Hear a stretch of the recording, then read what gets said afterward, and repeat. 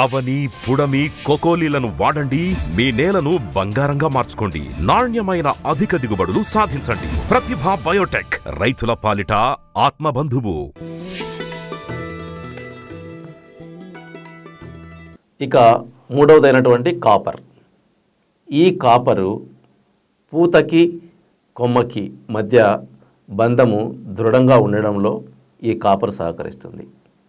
అంతేకాకుండా కాయ రంగు, దాని సైజు, పరిమాణము ఎక్కువ రావడంలో ఈ కాపర్ సహకరిస్తుంది.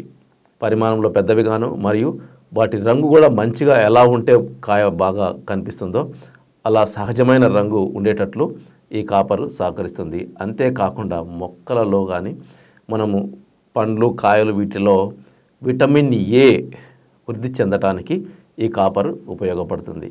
అంటే మనం తీసుకునే దిగుబడిలో విటమిన్ ఏ సమృద్ధిగా ఉండాలి అంటే కాపర్ తప్పనిసరి ఉండి తీరాల్సి ఉంటుంది. మొక్కలో నేలలో తగినంత కాపర్ ఉండటం వలన మొలక శాతం బాగా ఉంటుంది. ఎందువల్ల అంటే ఈ కాపర్ అనేది ఒక రకంగా శిలీంద్రనాశిని కూడా. ఇదివరకు మనం సల్ఫర్ గురించి చెప్పుకున్నాం. సల్ఫర్ అనేది శిలీంద్రనాశిని అని.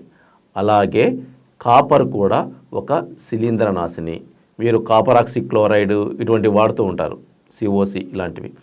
అంటే కాపరు ఒక సూక్ష్మధాతువే కాకుండా ఇది ఒక శిలీంద్రనాశిని కూడా. అందువల్ల ఇది భూమిలో ఉంటే మనము విత్తనం వేసినప్పుడు అది కుళ్ళిపోకుండా సురక్షితంగా మొలక రావడానికి ఈ కాపర్ సహకరిస్తుంది. కాబట్టి కాపర్ మనకు రెండు విధాలా ఉపయోగపడుతుంది. సూక్ష్మధాతువుగా ఉపయోగపడుతుంది, ఇంకొక వైపు మనకు శిలీంద్రనాశినిగా కూడా ఉపయోగపడుతుంది. అంటే మొలక రావడానికి విత్తనాన్ని చుట్టూ రక్షణగా ఉండి మొలక శాతం బాగా రావడానికి సహకరిస్తుంది. మొలక వచ్చిన తర్వాత వేరు వ్యవస్థకు కూడా భూమిలో రక్షణగా ఉండి అనేక రకాల మొక్క వేరు వ్యవస్థలకు నాశనం కలిగించే ఎన్నో రకాల శిలీంధ్రాలని దరి చేరకుండా కాపాడుతుంది ఈ కాపర్.